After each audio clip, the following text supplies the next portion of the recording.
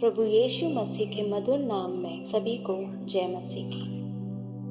आदि में परमेश्वर ने आकाश और पृथ्वी की सृष्टि की। पृथ्वी बेडौल और सुनसान पड़ी थी और गहरे जल के ऊपर अंधियारा था तथा परमेश्वर का आत्मा जल के ऊपर मंडराता था। जब परमेश्वर ने कहा उजाला हो तो उजाला हो गया। और परमेश्वर ने उजाले को देखा कि अच्छा है, और परमेश्वर ने उजाले को अंधियारे से अलग किया। और परमेश्वर ने उजाले को दिन और अंधियारे को रात कहा। तथा सांझ हुई फिर भोर हुआ। इस प्रकार पहला दिन हो गया। फिर परमेश्वर ने कहा, जल के बीच एक ऐसा अंतर हो कि जल दो भाग हो जाए। तब परमेश्वर ने एक अंतर बनाकर उसके नीचे के जल और उसके ऊपर के जल को अलग अलग किया, और वैसा ही हो गया। और परमेश्वर ने उस अंतर को आकाश कहा। तथा सांझ हुई फिर भोर हुआ। इस प्रकार दूसरा दिन हो गया। फिर परमेश्वर ने कहा, आकाश के नीचे का जल एक स्थान में इकट्ठा हो जाए और सूखी भूमि दिखाई दे, और वैसा ही हो गया। परमेश्वर ने सूखी भूमि को पृथ्वी कहा, तथा जो जल इकट्ठा हुआ उसको उसने समुद्र कहा। और परमेश्वर ने देखा कि अच्छा है।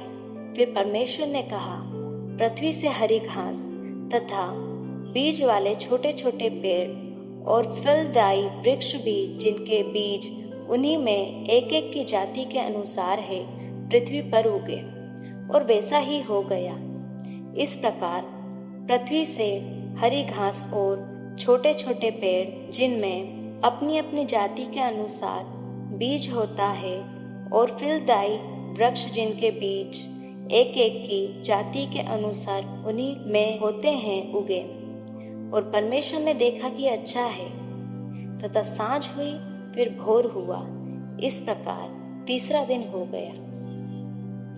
फिर परमेश्वर ने कहा, दिन को रात से अलग करने के लिए आकाश के अंतर में ज्योतियां हो, और वे चिन्हों और नियत समयों और दिनों और वर्षों के कारण हो। और वे ज्योतियां आकाश के अंतर में पृथ्वी पर प्रकाश देने वाली भी ठहरे। और वैसा ही हो गया। तब परमेश्वर ने दो बड़ी ज्योतियां बनाई। उनमें से बड़ी ज्योति को दिन पर प्रभुता करने के लिए, और छोटी ज्योति को रात पर प्रभुता करने के लिए, और तारागण को भी बनाया। परमेश्वर ने उनको आकाश के अंतर में इसलिए रखा कि वे पृथ्वी पर प्रकाश दें तथा दिन और रात पर प्रभुता करें, और उजाले को अंधियारे से अलग करें। और परमेश्वर ने देखा कि अच्छा है। तथा सांझ हुई फिर भोर हुआ। इस प्रकार चौथा दिन हो गया। फिर परमेश्वर ने कहा, जल जीवित प्राणियों से बहुत ही भर जाए, और पक्षी पृथ्वी के ऊपर आकाश के अंतर में उड़े।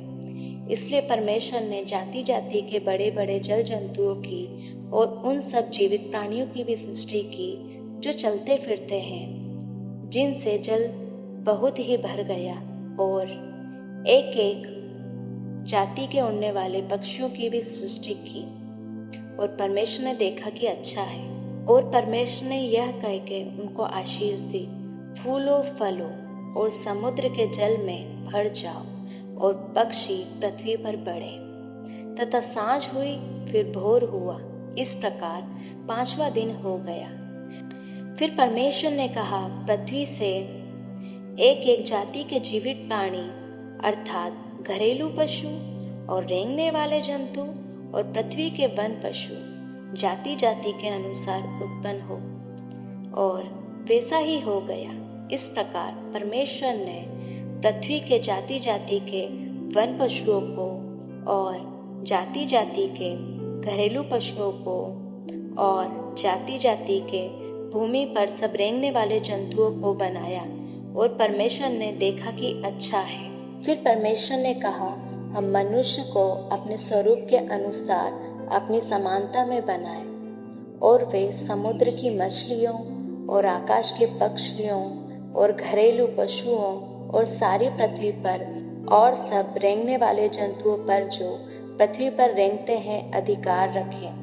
तब परमेश्वर ने मनुष्य को अपने स्वरूप के अनुसार उत्पन्न किया।